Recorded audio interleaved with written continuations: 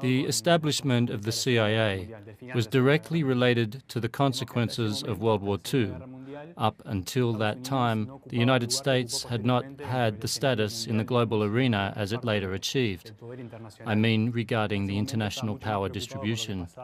At that time, America was really worried about the incidents that were unraveling in Latin America. We are talking about the region of its direct influence and not just the things that were taking place across the Atlantic.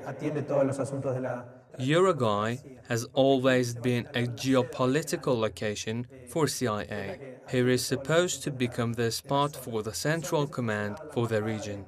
This space has to deal with all the cases of the region which were previously handled from our embassy in Buenos Aires. There are 4 important agencies in this office: La DEA, Coast Guard, FBI, and CIA. Between the 60s and the 80s, social unrest, breach of human rights, and oppressive tactics were rampant in Latin American countries. Cold War was defined by military regimes, and in South America, Uruguay proved to be no exception. Abduction, imprisonment, and murder at the hands of armed forces and civilians were usual occurrences. Uruguay was a real time bomb. Apart from the armed forces, another key player in this chaotic situation was Tupamaros, the National Liberal Movement. They were a hardline leftist group which came to existence in the 60s under the direct influence of the 1959 Cuban Revolution. From early on, the organization was introduced as socialist and enjoyed limited foreign support from Cuba and other partisan movements in neighboring countries. The most important incidents took place in the mid-50s. It was in the early 60s when the ex-president of Guatemala, Jacobo Arbenz, sought asylum from Uruguay. He was ousted by political dissidents who were directly funded and supported by the CIA. They feared that Arbenz would champion a popular nationalism in Guatemala. They accused him of having very close ties with the Soviet government, and with this pretext, they interfered in that country's affairs and ousted Arbenz. This is but a very small example of the CIA interference in the countries of the region. The emergence of the socialist governments or its affiliates in these countries were probable, and also they feared large masses of people would come in direct contact with their ideology. The main activity of the CIA has been espionage, which we are all familiar with, more or less. It had a very significant goal, and that was conquering the public opinion. We didn't have much intelligence, but we were informed of some of the issues via a Cuban agent. He was the famed Julieta, whose passport number was 13333.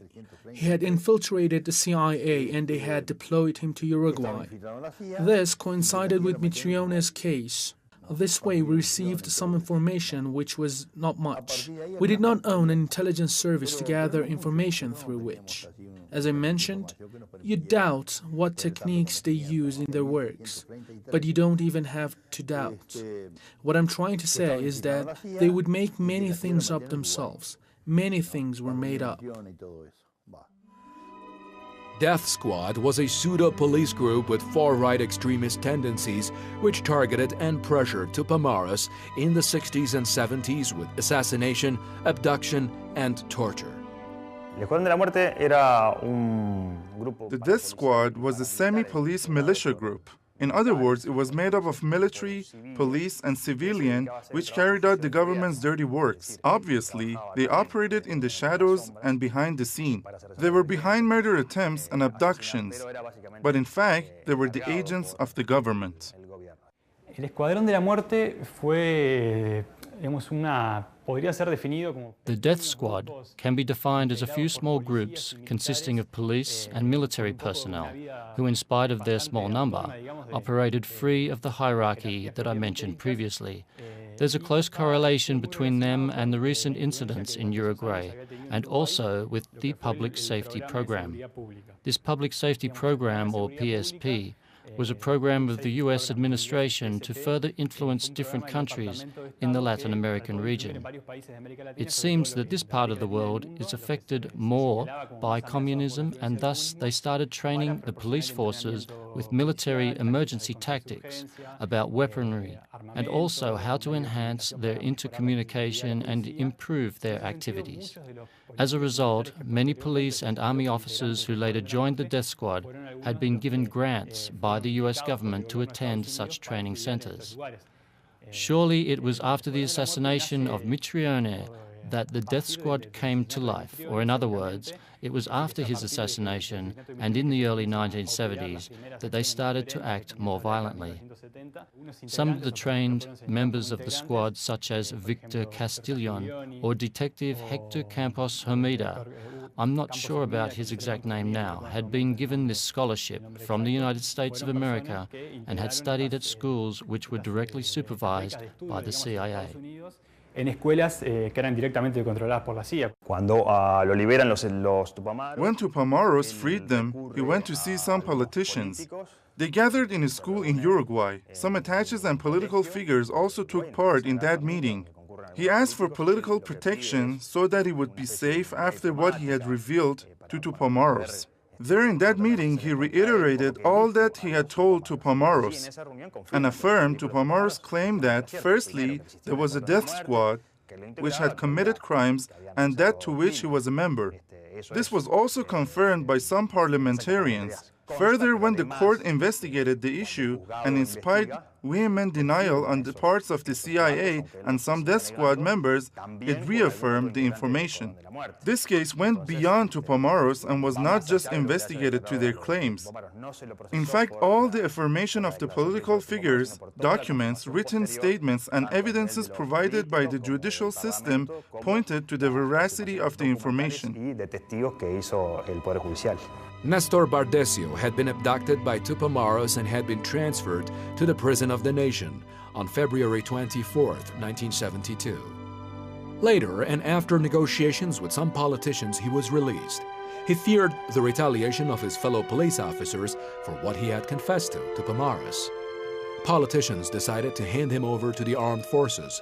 He needed to disappear.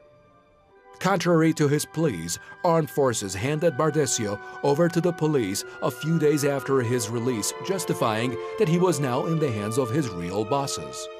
Right after being freed, Bardesio announced that all he confessed had been obtained under duress and thus were useless.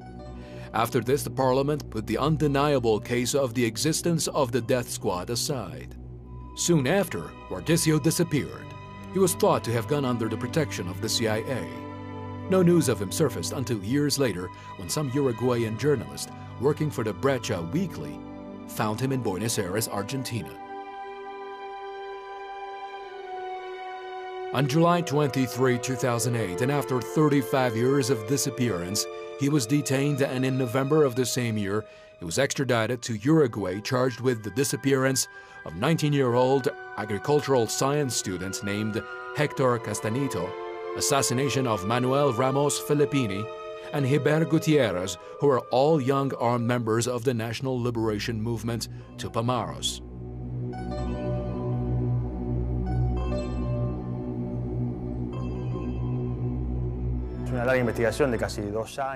We were searching for almost 2 years, and then some political information were disclosed from some political sources. And then we also had to do some research to gather some documents and papers. When we were sorting our documents, we came across a house number in Argentina and a car license plate. We needed to make sure that this house and car were existent in the country. We had some doubts, especially when we traveled to Buenos Aires. Eventually, we managed to find Nestor Bardesio, or the real Nelson Bardesio. There were many doubts regarding his name. There was also another Nelson Bardesio, which was not the one we were looking for. As journalists, it was our duty to find him and reveal his location. The rest was upon the justice system, and they did well. This is the Domingo Arena. Some former army and police officers charged with infringements of human rights at the time of military dictatorship in Uruguay are imprisoned here. Here you can also find some of the members of the CIA, such as Nestor Bardesio. He's currently serving a 30-year prison sentence for first-degree murder.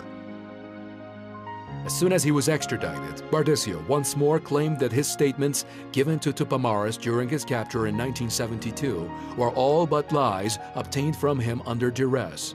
In those statements, he had confessed to the existence of the death squad. The judge who presided over his case sentenced him to prison and found that all those statements were in fact true and that he was associated with both the squad and the CIA. Another prominent figure of that time was Detective Otero. He was the head of the Intelligence and Relations Department of Montevideo Police and the spearhead of attacks against Tupamaros. He succeeded to reveal the existence of that organization. He was the head of the police, and there, many U.S. operatives were present, and day by day, they'd gain more prominence. On August 15, 1970, and a few days after the death of Dan Mitrione, Otero accepted to have an interview with the Brazilian paper, Jornal do Brasil. In that interview, he talked about the relations between Mitrione and the CIA, and pointed out that he was responsible to teach violent suppression and torture tactics to the Uruguayan police force. A few days later, the Uruguayan newspaper El Diario published a rebuttal and rejected the interview of the Brazilian paper, saying that Otero's comments are inadvertently distorted in translation.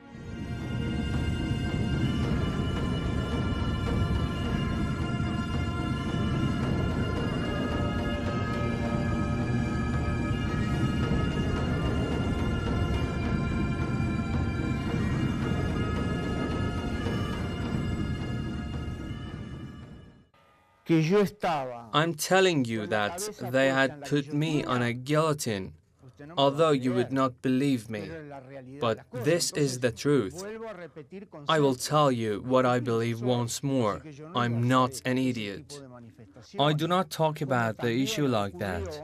In another case, an Argentinian journalist praises me so and says that I did not torture. Rather, my colleagues at the intelligence office did. I tell you the same story today, that everything is changed. I did not say that I tortured, and nor will I say that my colleagues or other members of the organization did. It's all fabricated. The office, which later managed all these, knows well who leads this battle. Otero was deposed as the head of the intelligence and relations of the police. He believes that he was fired because he was an obstacle on their way. He was otherwise told that he had to step down because of his careless remarks printed in the newspapers. After the escape of 111 inmates from Punta Carretas Penitentiary in 1971, Otero was assigned as the warden. According to his own remarks, he had good relations with Tupamaros members and he would even exercise with them. Besides, he was the head of security protocol of many heads of states who traveled to Uruguay.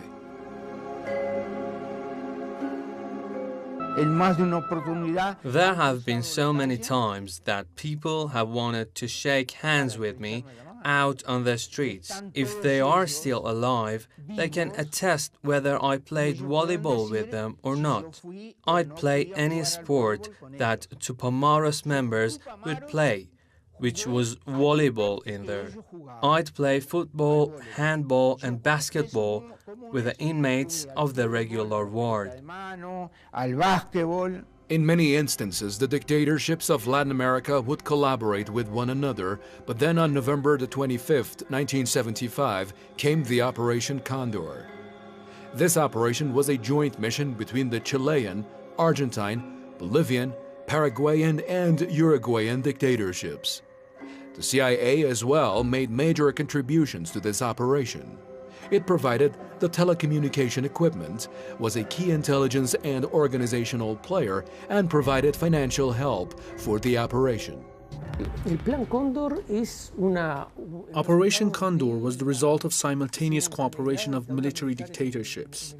It should be noted that all these dictatorial rules eyed a multinational political force as an enemy.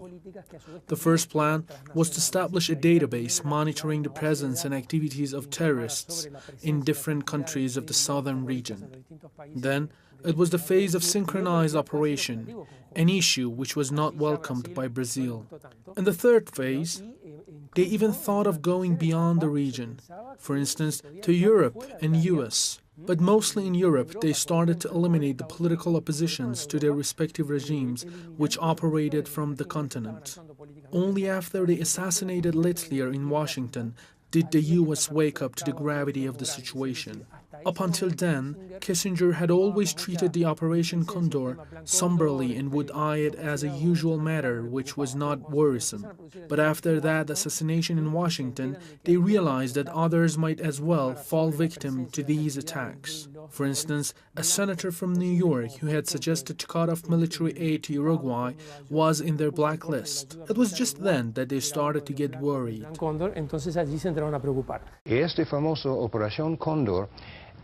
The famous Operation Condor was the result of the relations between the CIA and all intelligence services of the region. I do not know of a country in Latin America and the Caribbean region whose secret services the CIA have not had relations and joint operations with. For instance, in Quito, we wanted to collect some info about an Argentinian who lived in Quito.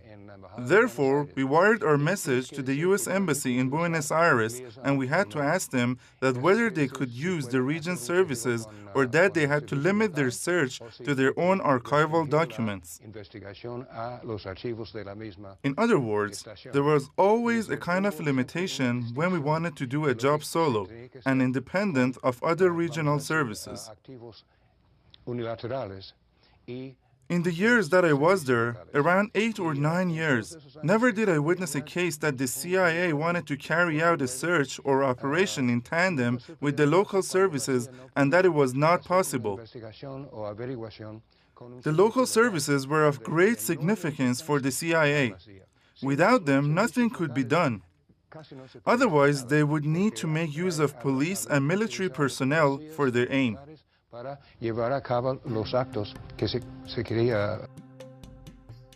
Philip Agee was a CIA employee for 12 years. Between 1964 and 1966, he operated as a spy in Uruguay. He had also served in Mexico and Ecuador. In 1968, he resigned from the agency, and from 1971 till 1975, he spent his time writing a book titled Inside the Company, CIA Diary. In his book, he writes about his activities in the secret agency and details U.S. covert interventions in the countries of the region, particularly in Uruguay. He was labeled a traitor by the U.S. administration, and they demanded his extradition. As a result, he was forced to move between European and Latin American countries. In 1979, he lost the U.S. citizenship and resided in Germany since his wife was German. An employee like me had no duty other than funding and managing the Chileans in Chile and the Brazilians in Brazil. In fact, they were our operatives and we were office clerks. It was the locals, the Chileans and Brazilians, who implemented the plans. According to the various statements of Philip Agee, the former CIA employee, Communist Party, Workers' Union, Students' Federation, Socialist Party, Oriental Revolutionary Movement, Trotskyist, anarchists, and banished Argentines and Paraguayans and diplomatic delegations of the Soviet Union, Cuba, Czechoslovakia, Poland, Bulgaria, Hungary, Romania, and Yugoslavia were among the targets of the CIA in Uruguay. But the presence of the CIA in Uruguay was not limited to this fitful period. This has passed, the world has changed, the Cold War is now over, but the CIA is still active in South American countries. But what is the U.S. intelligence service doing in Uruguay now?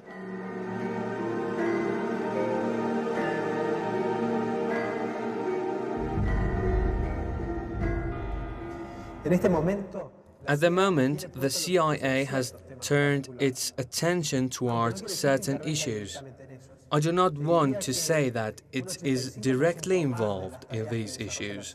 I want to say that more than 85% of what the CIA is doing here is collecting information and nothing else.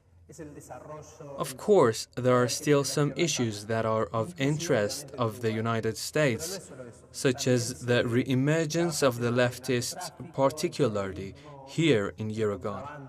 But that's not all.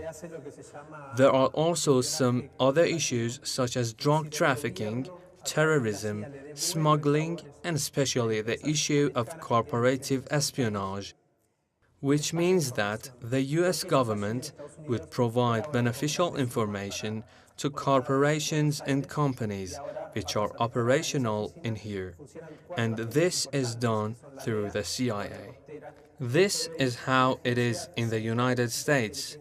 Corporations would receive huge amounts of support and help, like the Vietnam War, during which the vets were given a lot of help, or other similar cases. Or another example would Philip Morris. Goals are changed and perhaps the techniques, but some things have remained the same. Operating in shadows, acting through local proxies, going beyond the limits of laws, and many, many other issues have stayed unchanged and are now an inseparable part of the CIA organization.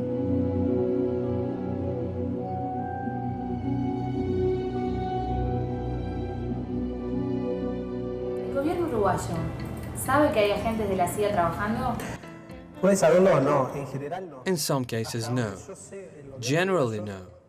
As long as I know, the Uruguayan government does not know about the presence of secret agents in its country, at least not in an official capacity. But this is the case now. In the 60s and 70s, and the time of the partisan warfare, they knew and there were joint operations.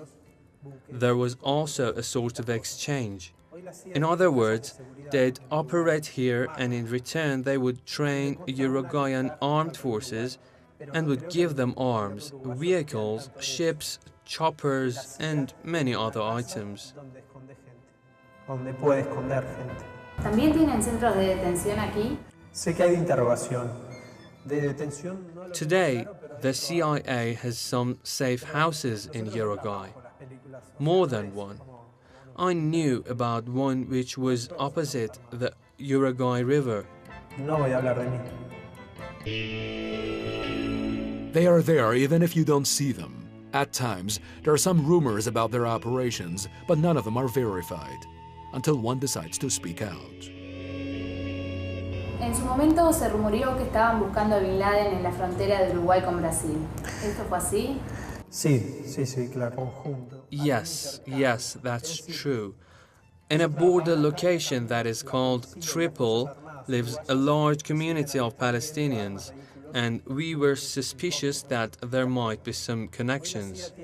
Obviously, the CIA came to Tripoli just as it would go to any other location where there is a possibility of activities against it.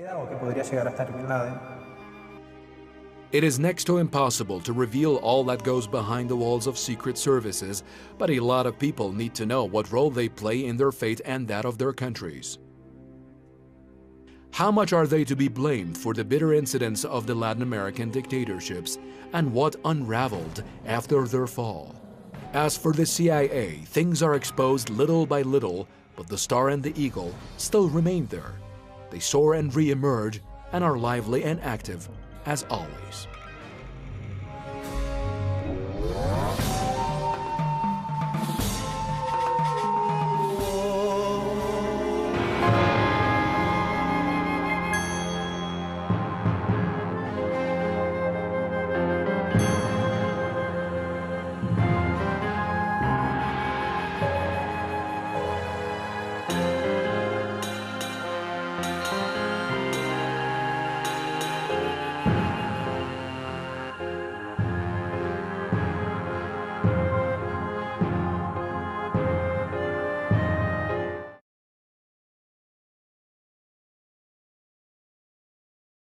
regarding the international power distribution. At that time, America was really worried about the incidents that were unraveling in Latin America. We are talking about the region of its direct influence and not just the things that were taking place across the Atlantic. Uruguay has always been a geopolitical location for CIA. Here is supposed to become the spot for the Central Command for the region. This base has to deal with all the cases of the region which were previously handled from our embassy in Buenos Aires. There are 4 important agencies in this office: La DEA, Coast Guard, FBI, and CIA.